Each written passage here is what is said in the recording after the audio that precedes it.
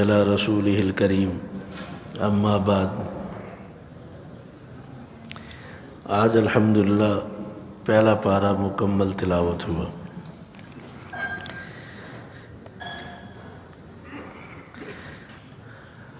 اللہ تبارک و تعالیٰ کا بڑا فضل اور احسان ہے، اس مالک نے ہمیں اس دفعہ پھر رمضان المبارک کے روزے رکھنے کی توفیق عطا فرمائی اور رات کو قیام میں قرآن مجید سننے کی توفیق عطا فرمائی۔ یہ تو بچپن سے ہو رہا ہے۔ اصل جو اہم چیز ہے نا وہ ہے کہ ہمیں اللہ کے قرآن میں کیا کہا گیا ہے، ہم کیا پڑھ رہے ہیں، کیا سن رہے ہیں، اس کو سمجھنے کی ضرورت ہے۔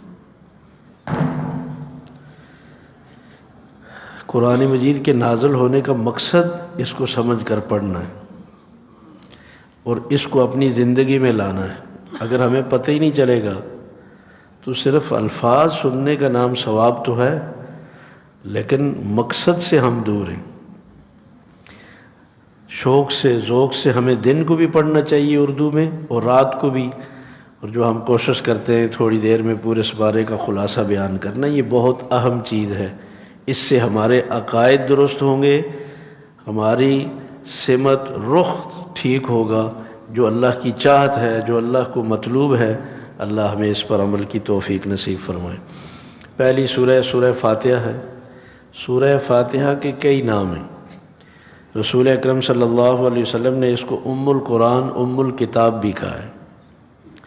قرآن مجید کا خلاصہ، قرآن مجید کا نچوڑ، سارے قرآن مجید کے مضامین اللہ نے ایک سورہ فاتحہ میں جمع کر دیے۔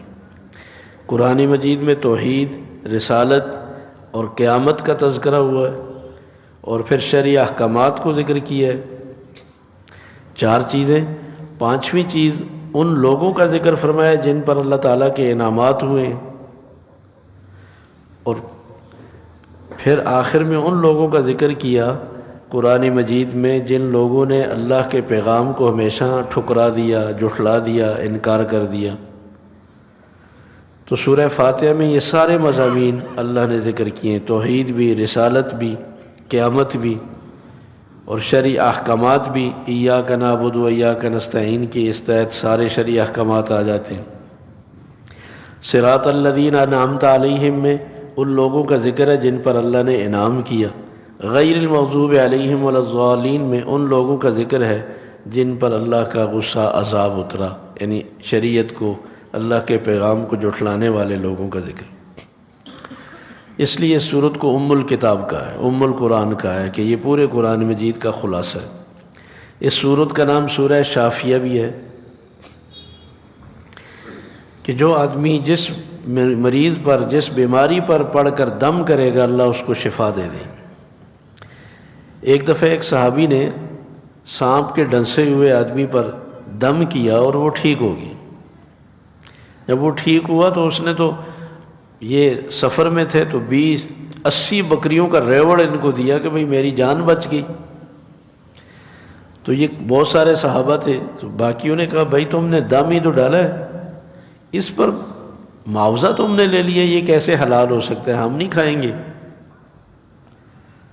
انہوں نے کہا بھئی میں نے لے لیا ہے، اب آپ صلی اللہ علیہ وسلم سے پوچھیں گے، اگر حلال ہوا تو رکھ لیں گے، نہ ہوا تو چھوڑ دیں گے، واپس کر دیں گے۔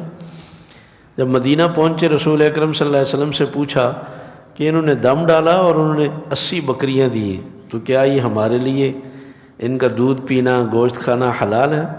آپ نے فرمایا سارے قافلے پر تقسیم کرو، میرا حصہ بھی رکھو۔ اس بالکل جائز ہے، اس کو کاروبار بنانا جائز نہیں ہے۔ ہاں اگر کسی نے دم ڈالا اور دوسرے کو شفا مل گئی، اس نے اگر خوشی سے کچھ دے دیا تو جائز ہے۔ آپ صلی اللہ علیہ وسلم نے فرمایا پہلے تو مجھے وہ دم سناؤ، تم نے دم کیا کیا تھا، کیا پڑھا تھا؟ تو اس صحابی نے سورہ فاتحہ پڑھ کر سنائی۔ آپ نے فرمایا تمہیں کیسے پتہ چلا کہ اس میں اللہ نے شفا رکھی ہے؟ پھر آپ نے فرمایا سوائے موت کے ہر بیماری کے لیے یہ شفا ہے۔ کامل یقین کے ساتھ پڑھ کر دم کیا جائے، اللہ تبارک و تعالیٰ صحت دے دیتے۔ اس کے بعد سورہ بقرہ ہے۔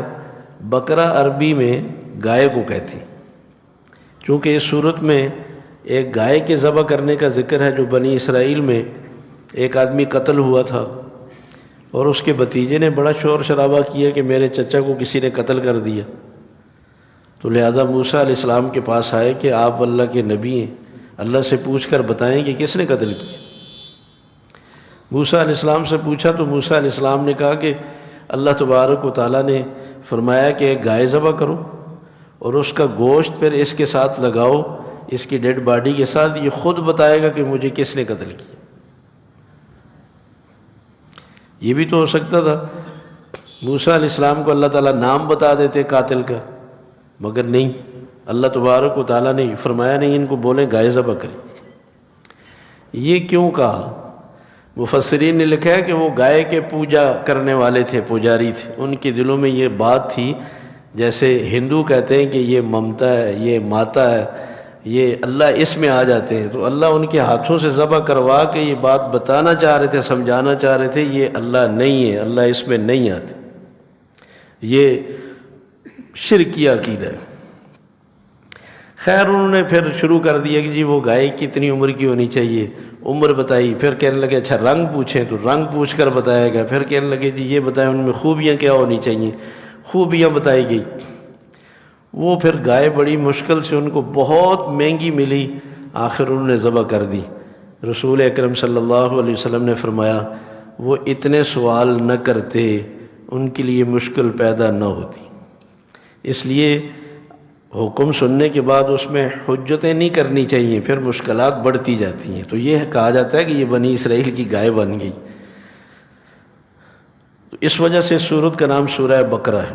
اس سورت میں اللہ تبارک و تعالیٰ نے شروع میں 3 جماعتوں کا ذکر فرمایا، ایمان والوں کا، اور ایمان والوں کی 5 صفات بیان فرمائی کہ وہ اللہ کو بغیر دیکھے اللہ کی ذات پر یقین رکھتے ہیں، نماز پڑھتے ہیں اور اللہ کی دی ہوئی روزی میں سے خرچ کرتے ہیں، جو اللہ تبارک و تعالیٰ نے رسول اکرم صلی اللہ علیہ وسلم پہ کلام نازل فرمایا اس پر بھی ایمان رکھتے ہیں، پہلے نبیوں پر جو نازل ہوا اس پر بھی ایمان رکھتے ہیں، اور آخرت پر بھی ایمان رکھتے ہیں۔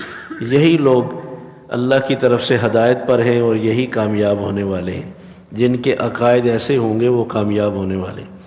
پھر 2 آیتوں میں اللہ تبارک و تعالیٰ نے کفار کا جو صراحتاً دین اسلام کا انکار کرنے والے ہیں ان کا ذکر فرمایا، پھر 13 آیات میں منافقین کا اللہ تبارک و تعالیٰ نے ذکر فرمایا، جو بظاہر مسلمانوں کو دھوکہ دیتے تھے، کہتے کہ ہم مومن ہیں، اور رسول اکرم صلی اللہ علیہ وسلم سے کیسے کہتے تھے کہ ہم آپ کو اللہ کا نبی مانتے ہیں، قرآن مجید کو اللہ کی کتاب مانتے ہیں، حالانکہ نہ وہ رسول اکرم صلی اللہ علیہ وسلم کو اللہ کا نبی مانتے تھے، نہ قرآن مجید کو اللہ کی کتاب مانتے تھے۔ تو اللہ تبارک و تعالیٰ نے فرمایا کہ وہ اپنی سمجھ سے رسول اکرم صلی اللہ علیہ وسلم کو، مسلمانوں کو دھوکہ دے رہے ہیں، اللہ کو دھوکہ دے رہے ہیں، حالانکہ وہ خود اپنے آپ کو دھوکہ دے رہے ہیں، لیکن وہ یہ بات سمجھتے نہیں۔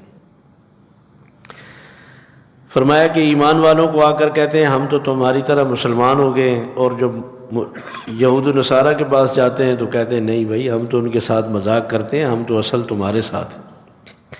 فرمایا تم کیا مذاق کرتے ہو؟ اللہ تمہارے اس جھوٹ کو چھپا کر یہ اللہ کی طرف سے تمہیں ایسا ہے جیسا کہ تم یہ سمجھ رہے ہو کہ اللہ کو پتہ نہیں۔ اللہ یستہزئ بہم، یہ اللہ کی طرف سے بھی تمہارے ساتھ ایک مذاق ہے، اور اس کی سزا اللہ تمہیں دے گا۔ فرمایا کہ نور کو، ایمان کو، دین اسلام کو چھوڑ کر انہوں نے گمراہی کو اختیار کیا، یہ بہت برا سودا کیا انہوں نے، اس سے ان کو فائدہ نہیں ہوگا۔ پھر آخر میں اللہ تبارک و تعالیٰ نے سب کو مخاطب کر کے فرمایا یا ایھا الناس اعبدوا ربکم الذی خلقکم، اے ایمانو، اے لوگو، سب ایک اس رب کی عبادت کرو جس نے تمہیں پالا ہے۔ دیکھو دنیا میں ہر آدمی اپنے محسن کی بات مانتا ہے، تو وہ رب جس نے تمہیں پالا ہے وہ تمہارا محسن ہے، اسی کی عبادت کرو۔ الذی خلقکم، صرف تمہیں پالا ہی نہیں، تمہیں پانی کے قطرے سے انسان بنایا، اس نے تمہیں پیدا کیا، یہ دوسرا احسان ہے۔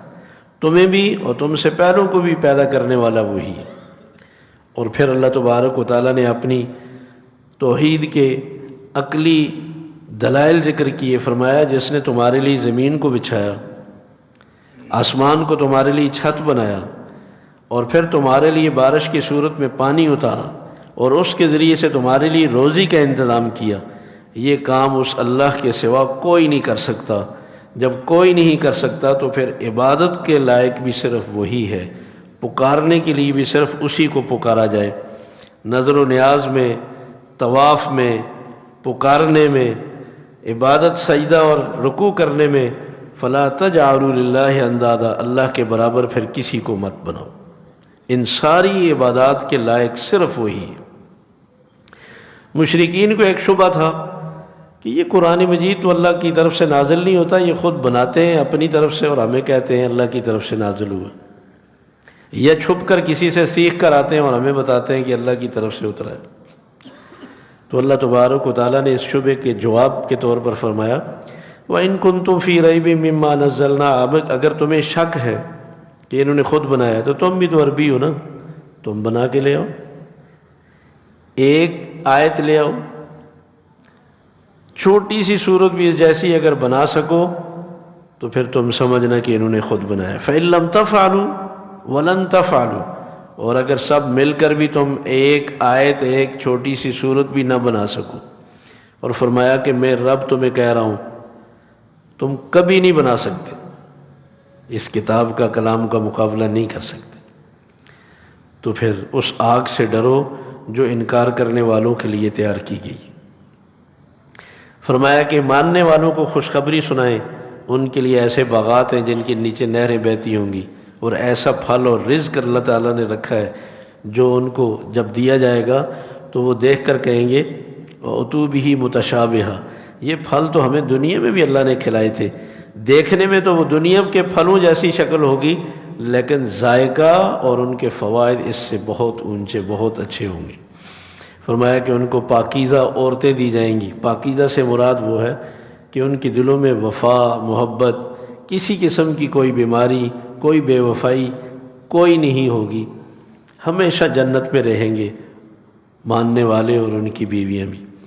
دوسرا شبہ کفار کو یہ تھا کہ اللہ کی کتاب کیسے ہو سکتی ہے، اللہ بہت بلند و بالا ہے، اس میں کی مکھی کی مثال دی ہوئی ہے، کی مچھر کی مثال ہے، کی غلام کی بھینس اور گائے کی۔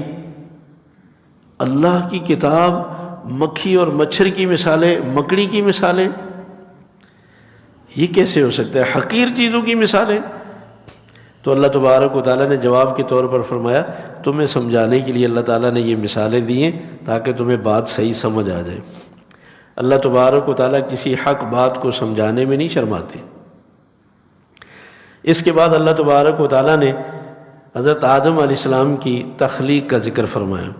فرشتوں سے اللہ تبارک و تعالیٰ نے فرمایا کہ میں دنیا میں ایک نائب پیدا کرنے لگا ہوں۔ فرشتوں نے کہا یا اللہ ہم آپ کی عبادت اور آپ کی تقدیس کے لیے، تعریفوں کے لیے ہمیشہ مستعد اور تیار ہیں۔ آپ انسان کو پیدا کریں گے، وہ تو خون بہائے گا، لڑائی جھگڑے کرے گا۔ فرشتے غیب نہیں جانتے تھے، فرشتوں نے انسان سے پہلے جنات کا حشر دیکھا تھا کہ وہ یہی کچھ کیا تھا انہوں نے۔ جواب میں اللہ تبارک و تعالیٰ نے فرمایا جو میں جانتا ہوں تم نہیں جانتے، یہ مختصر جواب دیا۔ پھر اللہ تبارک و تعالیٰ نے آدم علیہ السلام کو جب بنا دیا تو فرشتوں کو آدم علیہ السلام کو ایک جگہ بٹھا کر دنیا کی مختلف چیزوں کے نام بتائے اور فرمایا کہ اب سناؤ۔ فرشتوں کو تو یاد نہیں رہا چونکہ ان کی تخلیق اور مزاج میں وہ چیزیں نہیں تھی، کھانے پینے کی چیزیں۔ تو آدم علیہ السلام سے فرمایا آدم تم سناؤ۔ آدم علیہ السلام نے تو فر سنائی۔ تو اب فرشتے سمجھ گئے کہ جو صلاحیت اور قابلیت اللہ نے اس میں رکھی ہے واقعی جس مقصد کے لیے اللہ بنا رہے ہیں ہم اس کو نہیں جانتے۔ تو یہ اللہ تبارک و تعالیٰ نے فرشتوں کو یہ بات عملاً سمجھائی کہ دیکھو جس کام اور مقصد کے لیے میں انسان کو بنانا چاہتا ہوں وہ تم نہیں کر سکتے۔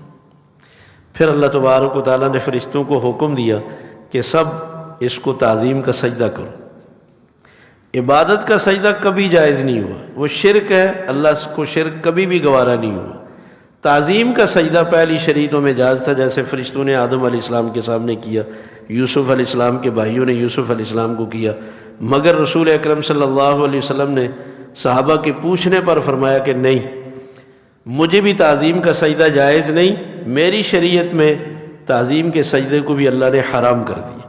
جب رسول اکرم صلی اللہ علیہ وسلم کی تعظیم کے لیے سجدے کی اجازت نہیں تھی تو پھر کسی استاد، کسی پیر، کسی بزرگ کے سامنے سجدہ کرنا، اس کے پاؤں میں گرنا، یہ حرام ہے، ناجائز۔ اللہ تبارک و تعالیٰ نے آدم علیہ السلام کو سجدہ کروا کے فرشتوں سے یہ انسان کو عزت دلوائی ہے۔ انسان اگر اللہ کے احکامات پر آ جائے تو پھر فرشتے بھی اس پہ رشک کرتے ہیں، مگر شیطان نے انکار کیا۔ شیطان ہے تو جنات میں سے، اللہ تبارک و تعالیٰ کی اجازت سے یہ آسمانوں پہ فرشتوں کے ساتھ رہتا تھا، عبادت کرتا تھا، اس نے انکار کیا، اس میں غرور اور تکبر پیدا ہوا۔ اس نے کہا کہ یہ مٹی سے پیدا کیا ہے اور میں آگ سے پیدا کیا گیا ہوں، میں اس کے سامنے کیوں سجدہ کروں؟ اس کی وجہ سے اللہ کا حکم نہ ماننے کی وجہ سے ہمیشہ کے لیے مردود ہوا۔ اللہ تبارک و تعالیٰ نے آدم علیہ السلام سے اور حضرت آدم علیہ السلام ہی سے حضرت حوا کو، ان کی بیوی کو پیدا کیا بائیں پہلو سے، اور فرمایا کہ آپ اس جنت میں رہو، کھاؤ پیو، لیکن اس درخت کے قریب نہ جانا، اس کو نہیں کھانا۔ وہ کون سا درخت تھا، کیا تھا، قرآن و سنت میں اس کا کوئی تذکرہ نہیں ہے۔ مفسرین نے لکھا ہے کہ جس کو اللہ نے، اللہ کے رسول صلی اللہ علیہ وسلم نے بیان نہیں کیا، اس کی وضاحت کے پیچھے پڑھنا، وقت ضائع کرنے کی کوئی ضرورت نہیں، اس میں مقصد ہی کوئی نہیں تھا۔ جس چیز سے اللہ نے روکا ہے بس رک جانا چاہیے۔ آدم علیہ السلام کو شیطان نے پھر ایک وسوسہ ڈالا، کہا کہ میں قسم اٹھا کے کہتا ہوں آپ کا خیر خواہ ہوں، یہ کھانے سے اللہ ناراض نہیں ہوں گے، کبھی موت نہیں آئے گی، اللہ کا اور قرب نصیب ہو جائے گا۔ نیکوں کو، عبادت گزاروں کو شیطان جب وسوسہ ڈالتا ہے نا، وہ نیکی اور ثواب کے اعتبار سے ڈالتا ہے، تو وہ کہنے لگا اللہ کی قسم میں آپ کا خیر خواہ ہوں، آپ کا دشمن نہیں ہوں۔ بس انسان تو شیطان کی قسموں میں، دھوکوں میں آ جاتا ہے۔ تو آدم علیہ السلام نے جو ہی چکھا، اللہ تبارک و تعالیٰ کی طرف سے آواز آئی کہ میں نے منع نہیں کیا تھا، تو لہذا حکم ہوا کہ آپ اس جنت سے اتر جاؤ، زمین میں بھیج دی۔ آدم علیہ السلام کو بھی بھیجا اور حضرت حوا کو بھی بھیج دی۔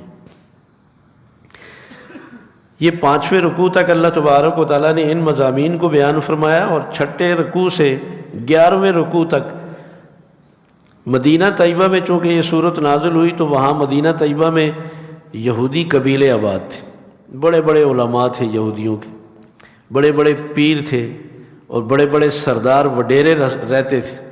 تو اللہ تبارک و تعالیٰ نے آگے ان 5-6 رکوع میں سارا خطاب ان سے کیے۔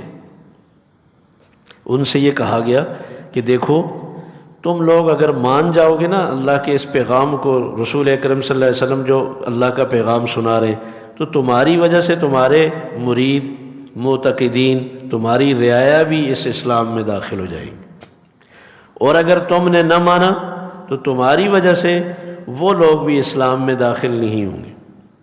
تمہیں اگر اپنی حکومت، ریاست اور نذرانوں کے جانے کا خوف ہو، کوئی بات نہیں، تم صبر کرو، اللہ تمہیں یہ نعمتیں اسی طرح دیتے رہیں گے، اور اگر تم نے اس اللہ کے پیغام کو جھٹلا دیا تو پھر اللہ تمہیں سزا دیں گے، سخت سزا دیں گے۔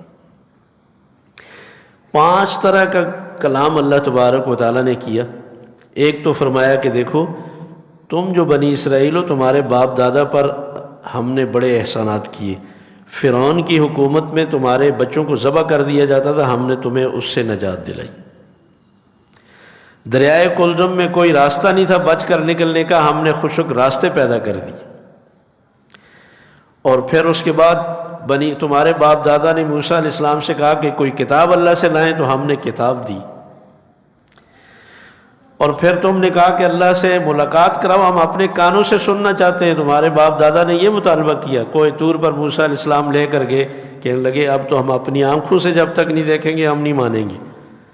تو ہم نے بجلی گرا کے سب کو مار دیا تھا، موسیٰ علیہ السلام کی دعا پر دوبارہ سب کو زندہ کر دیا، یہ کتنا بڑا احسان کیا۔ پھر میدان تی میں تمہارے لیے سائے کا کوئی انتظام نہیں تھا، ہم نے بادل بھیج کر سائے کا انتظام کیا۔ پیاس بجھانے کے لیے پانی نہیں تھا، ہم نے 12 چشمے جاری کر دیے۔ تمہارے باپ دادا پر کتنے احسانات کیے، مگر ان سارے احسانات کے باوجود ہمیشہ تمہارے باپ دادا نے اللہ کی نافرمانی کی اور اللہ کے احکامات میں حجت بازی کرتے رہے۔ اور دوسرا عنوان یہ ذکر کیا کہ تم بھی موجودہ بنی اسرائیل اللہ کے احکامات میں یوں ہی حجت بازیاں کرتے ہو اور اللہ کے احکامات کو اور اللہ کے پیغام کو ٹھکرا رہے ہو۔ پھر تمہارے باپ دادا نے جتنے بھی انبیاء ہیں ان کو جھٹلایا ہی نہیں، ان کو شہید بھی کر دیا، اور تم ہمارے آخری نبی رسول اکرم صلی اللہ علیہ وسلم جو وہی پیغام لے کر آئے جو تمہاری کتاب میں، تم اس کا انکار کر رہے ہو اور ان کو جھٹلا رہے ہو۔ پھر اللہ تبارک و تعالیٰ نے حکم دیا کہ اب تم قرآن مجید کو مان لو، یہ ہمارا کلام ہے۔ کہنے لگے ایک کتاب تو ہم مانتے ہیں، اس پر ایمان رکھتے ہیں جو ہم پہ نازل کی گئی ہے، اور کون سی کتاب پر ایمان لائے؟ یعنی تورات اللہ کی کتاب نہیں ہے، ہم اس کو مانتے ہیں، ہم اس پر ایمان رکھتے ہیں، موسیٰ علیہ السلام پر ایمان رکھتے ہیں۔ اللہ تبارک و تعالیٰ نے فرمایا تم جھوٹ بولتے ہو، اگر تم تورات پر ایمان رکھتے ہوتے فَلِمَ تَقْتُلُونَ أَنْبِيَاءَهُمْ، تو پھر انبیاء کو تم کیوں شہید کرتے؟ تمہارے باپ دادا نے جو بھی تورات بیان کرنے کے لیے نبی تشریف لاتے اس کو شہید کر دیتے۔ موسیٰ علیہ السلام تمہیں کہہ کر، تمہارے باپ دادا کو کہہ کر گئے تھے کہ تم اللہ کے حکم پہ ہارون علیہ السلام کی بات مانتے رہنا، میں اللہ کی طرف سے کتاب لاتا ہوں، تم نے بچڑے کی عبادت شروع کر دی تھی، یہی تم نے تورات مانی ہے، یہی تم نے موسیٰ علیہ السلام کو مانا ہے۔ اب بنی اسرائیل والوں نے چند شبہات ذکر کیے، کہنے لگے اصل میں ہم اس لیے نہیں مان رہے کہ یہ جتنے پیغام آپ کے پاس آتے ہیں نا، آپ کہتے ہیں یہ اللہ کی طرف سے وحی آتی ہے، یہ جبرائیل لاتے، میکائیل لاتے۔ کچھ عرصہ میکائیل علیہ السلام نے بھی اللہ کی طرف سے پیغام رسول اکرم صلی اللہ علیہ وسلم کے پاس لایا۔ کہنے لگے ہم اس لیے اس کتاب کو نہیں مانتے، ہم بنی اسرائیل پر جب بھی کوئی عذاب آیا، جب بھی کوئی اللہ کی طرف سے غصہ آیا، دشمن غالب آیا نا، یہ جبرائیل وہ پیغام لے کر آیا، یہ ہمارا ہے ہی دشمن، یہ پرانے دشمن ہیں میکائیل اور جبرائیل۔ اللہ نے فرمایا جو جبرائیل کا دشمن ہے، جو میکائیل کا دشمن ہے، اللہ بھی ان کا دشمن ہے۔ دوسرا شبہ انہوں نے کہا آپ ہمیں کہتے ہو کہ غیر اللہ کو پکارنا شرک ہے، ناجائز ہے۔ سلیمان علیہ السلام نے اپنی حکومت میں کیا کیا ہے؟ ان کے جو وظائف ملے ہیں ہمارے پاس موجود ہیں کتابی شکل میں، وہ تو غیر اللہ سے مدد لیتے تھے، ان کی حکومت کا مدار ہی اسی پر تھا۔ اللہ تبارک و تعالیٰ نے جواب دیا وَاتَّبَعُوا مَا تَتْلُو الشَّيَاطِينُ عَلَىٰ مُلْكِ سُلَيْمَانَ وَمَا كَفَرَ سُلَيْمَانَ، یہ جو آپ کے پاس وظائف ہیں یہ سلیمان علیہ السلام کے نہیں ہیں، ان وظائف کی بنیاد پر انہوں نے حکومت نہیں کی، حکومت تو ان کو اللہ نے عطا کی تھی۔ ہوا یہ تھا کہ سلیمان علیہ السلام کے زمانے میں جادوگروں نے جادو بہت زیادہ شروع کر دیا، تو انہوں نے چھین کر جنات سے جادو کی وہ کتابیں اور لٹریچر وہ کہیں دفن کروا دیا۔ سلیمان علیہ السلام کی وفات کے بعد جنات نے پھر قرید نکالا اور عوام میں پھیلا دیا، مشہور کر دیا شیطانوں نے کہ یہ جادو تھا جس کی زور پر سلیمان علیہ السلام نے پوری دنیا پہ حکومت قائم کی ہوئی تھی۔ تو فرمایا کہ یہ کفر سلیمان علیہ السلام نے نہیں کیا، یہ جنات کا کیا کرتا تھا۔ پھر کہنے لگے اللہ تبارک و تعالیٰ نے بابل شہر میں ہاروت ماروت فرشتے اتارے جو آ کر جادو سکھاتے تھے، اور یہ جادو اس وقت تک نہیں ہو سکتا جب تک کہ غیر اللہ کو نہ پکارا جائے۔ تو غیر اللہ کی تعلیم دینے کے لیے تو اللہ نے فرشتے اتارے ہیں، اور آپ کہتے ہیں غیر اللہ کو پکارنا ناجائز ہے۔ چونکہ بنی اسرائیل میں وہ حاجات میں مشکلات میں سابقہ انبیاء علیہ السلام کو پکارا کرتے تھے۔ تو اللہ تبارک و تعالی رسول اکرم صلی اللہ علیہ وسلم کے سامنے جب انہوں نے یہ بات کہی تو فرمایا اللہ تبارک و تعالیٰ نے ہاروت ماروت فرشتوں کو جو اللہ نے نازل کیا وہ جادو نہیں سکھاتے تھے، وہ جادو میں اور نبی کے معجزے میں فرق بتاتے تھے کہ یہ فرق ہے، پہچانو جادو یہ چیز ہوتی ہے، اس میں کفر پایا جاتا ہے، معجزہ اللہ کی قدرت کا ظہور ہوتا ہے، اس معجزے کے ذریعے سے انبیاء کو پہچانو۔ اچھا پھر کہنے لگے، یہ شبہات جب ختم ہوئے تو اب انہوں نے اس طرح کے کلمات پھیلانا شروع کر دیے کہ جس سے مسلمانوں میں شرک پھیلے۔ رسول اکرم صلی اللہ علیہ وسلم کو صحابہ کہتے تھے راعنا، کہ آپ ہماری طرف ذرا دیکھیں، توجہ کریں، ہماری بات سنیں۔ تو انہوں نے اس کو دوسرے معنی میں لینا شروع کر دیا، جو ہر وقت نگہبان ہو، دیکھ بھال کرنے والا ہو۔ تو اللہ تبارک و تعالیٰ نے مسلمانوں کو منع کر دیا کہ آج کے بعد راعنا کا کوئی لفظ استعمال نہ کریں۔ جس لفظ سے نبی کی توہین ہوتی ہو، بھلے اس کے ٹھیک معنی بھی ہوں، ایسا کوئی لفظ نبی کی شان کے لیے استعمال کرنا ٹھیک نہیں۔ اللہ کو یہ ایسا لفظ گوارا نہیں۔ ہمیں بھی کوئی مثال دینے سے پہلے سوچنا چاہیے کہ کہیں کوئی مخالف اس کو غلط معنی میں استعمال نہ کرے۔ اللہ تبارک و تعالیٰ نے فرمایا کہ اگر یہ دلائل سے نہیں مانتے تو ان کو مباہلے کا چیلنج کرو کہ یہ آئیں بیٹھیں، یہ کہتے ہیں کہ ہم آخرت میں جنت صرف یہود و نصارہ کے لیے اور اس جنت میں کوئی داخل نہیں ہوگا، تو ان کو بولو بیٹھو، دعا کرتے ہیں ہم بھی تم بھی کہ یا اللہ جو حق پر ہے اس کو زندہ رکھ، جو جھوٹ پر ہے اس کو موت دے دے۔ فرمایا کبھی بھی یہ اس طرح کی دعا کے لیے تیار نہیں ہوں گی، چونکہ ان کو پتہ ہے کہ یہ جھوٹے ہیں، غلط ہیں۔ رسول اکرم صلی اللہ علیہ وسلم کو اس طرح پہچانتے جیسے اپنی اولاد کو پہچانتے، صرف حسدا من عند انفسہم، حسد کی وجہ سے ان کو یہ حسد ہے کہ یہ عربوں میں کیوں پیدا ہوئے، یہ بنی اسرائیل میں کیوں نہیں آئے، اس وجہ سے ماننے سے انکار کرتے ہیں۔ پھر اس کے بعد اللہ تبارک و تعالیٰ نے شکوے ذکر کیے، فرمایا کہ یہودیوں کو دیکھو، یہ کہتے ہیں کہ عیسائی جھوٹے ہیں، مشرک ہیں، کہ یہ عیسیٰ علیہ السلام کو اللہ کا بیٹا مانتے، اور عیسائی فتویٰ لگاتے ہیں یہودیوں پہ کہ یہ عزیر علیہ السلام کو اللہ کا بیٹا مانتے، وہم یتلون الکتاب، حالانکہ دونوں تورات پڑھنے والے ہیں۔ دونوں کو پتہ ہونا چاہیے کہ اللہ کا کوئی بیٹا نہیں۔ وقالوا اتخذ اللہ ولدا سبحانہ، یہ کہتے ہیں اللہ کی اولاد ہے، اللہ تو اولاد سے پاک ہے۔ بل لہ ما فی السماوات والارض، بلکہ فرمایا کہ آسمان و زمین کی ساری مخلوقات اس کے حکم کے پابند ہیں۔ کل لہ قانتون، سب اس کے فرمانبردار ہیں، اس کو اولاد کی کیا ضرورت۔ رسول اکرم صلی اللہ علیہ وسلم کو ہمیشہ یہ ایک کلک تھا، صدمہ تھا، افسوس تھا، ہر وقت کڑتے تھے کہ یہ یہودی، عیسائی، مشرک کفر کی وجہ سے جہنم میں جا رہے ہیں۔ تو اللہ تبارک و تعالیٰ نے تسلی دی، فرمایا انا ارسلناک شاہدا ومبشرا ونذیرا، ہم نے آپ کو خوشخبری سنانے والا، ڈرانے والا بنا کر بھیجا ہے۔ ولا تسأل عن اصحاب الجحیم، یہ لوگ جو خود جہنم میں جا رہے ہیں ان کے بارے میں آپ سے سوال نہیں ہوگا، آپ نے تو اللہ کا پیغام پوری طرح پہنچا دیا ہے، اب منوانا آپ کا کام نہیں ہے، بتانا آپ کا کام تھا، وہ آپ نے بتا دیا۔ اس کے بعد اللہ تبارک و تعالیٰ نے حضرت ابراہیم علیہ السلام کا ذکر فرمایا۔ ابراہیم علیہ السلام کے فرمایا کہ ہم نے جتنی آزمائشوں میں ڈالا پورے اترے۔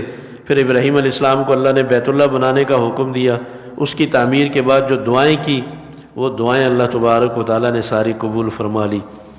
ایسا رزق کی دعا مانگی تھی، پھلوں کا رزق، ابھی میں نے آم دیکھے وہاں مارکیٹ میں تر و تازہ، میں حیران رہ گیا۔ پھر خیال آیا کہ ابراہیم علیہ السلام نے دعا مانگی تھی، اللہ نے کیسی قبول کی۔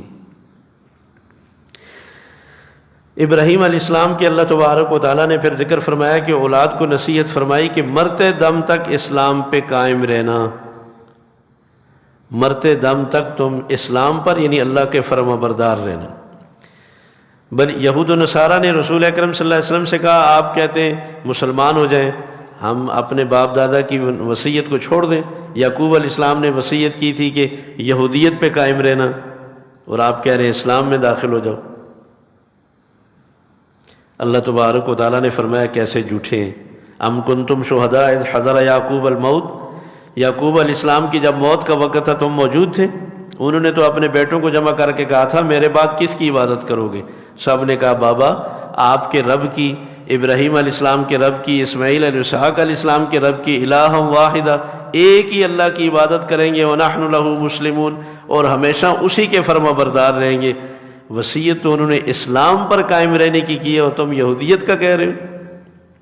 پھر دوسرا شکوہ کیا کہ وَقَالُوا كُونُوا هُودًا أَوْ نَصَارَىٰ تَهْتَدُوا، یہود و نصارہ کہتے ہیں مسلمانوں سے کہ تم یہودی بن جاؤ یا عیسائی بن جاؤ تو راہ راست پر آ جاؤ گے۔ فرمایا قولوا آمنا باللہ وما انزل الینا وما انزل الی ابراہیم، ان سے کہو کہ تم یہودی اور نصرانی عقیدہ اپنے پاس رکھو، ہم تو اس قرآن مجید پر ایمان رکھتے ہیں جو اللہ نے ہم پر اتارا، اور ان ساری کتابوں پر ایمان رکھتے ہیں جو اللہ نے پہلے انبیاء پر اتاری، ہم تو اللہ کے فرمانبردار ہیں ہمیشہ۔ پھر فرمایا کہ یہ کہتے ہیں کہ ابراہیم علیہ السلام، اسماعیل علیہ السلام، اسحاق علیہ السلام یہودی تھے یا عیسائی تھے؟ قل اانتم اعلم ام اللہ، تم زیادہ جانتے ہو یا اللہ زیادہ جانتے؟ اللہ تو ہماری کتاب میں یہ فرما رہے کہ ابراہیم علیہ السلام سیدھے دین پر تھے، نہ عیسائی تھے، نہ یہودی تھے، نہ مشرک تھے، بل کان حنیفا مسلما، بلکہ وہ تو صرف سارے باطل دینوں سے ہٹ کر ایک اللہ کے فرمانبردار بندے تھے۔ قرآن مجید میں تو اللہ یہ فرما رہے کہ وہ سیدھے سادے مسلمان تھے، اور تم کہہ رہے ہو یہودی یا عیسائی تھے۔ اللہ تبارک و تعالی ہمیں صحیح سمجھنے کی عمل کی توفیق نصیب فرمائے۔ ربنا آتنا فی الدنیا حسنہ وفی الآخرۃ حسنہ وقنا عذاب النار۔ یا اللہ ہمارا بیٹھنا، بولنا، سننا صرف اور صرف آپ کی رضا کے لیے، یا اللہ تو اپنی بارگاہ میں قبول فرما لے۔ یا اللہ اپنی کتاب کی سمجھ عطا فرما، یا اللہ مرتے دم تک اپنا مطیع اور فرما بردار بنا۔ پچھلی جو غلطیاں ہوئی یا اللہ تو اپنے فضل سے معاف